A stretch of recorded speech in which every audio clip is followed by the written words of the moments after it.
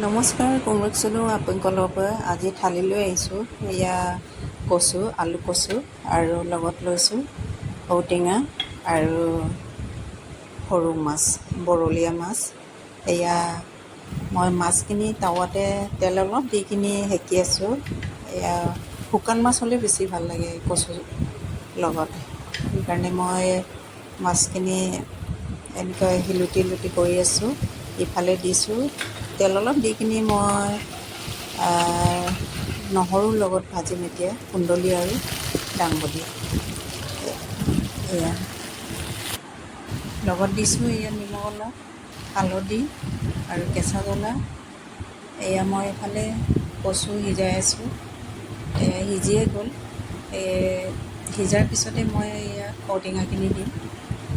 এয়া ঔটেঙা দিলোঁ। ইয়াতে দিম মই এতিয়া নিমখ, হালধি, নহৰু,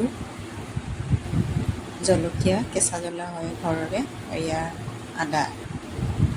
এয়া ধুনীয়াকৈ সিজাৰ পিছত এই মাছখিনি মই ওপৰত দি দিছোঁ। ইয়াত দিছোঁ জালুক।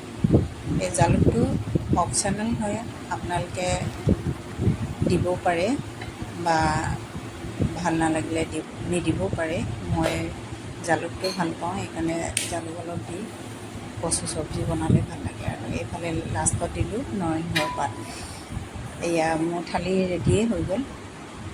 এয়া মোৰ থালি কেনেকুৱা লাগিলে আপোনালোকে কমেণ্ট দিব, লাইক কৰিব আৰু ফ'ল' কৰি দিব।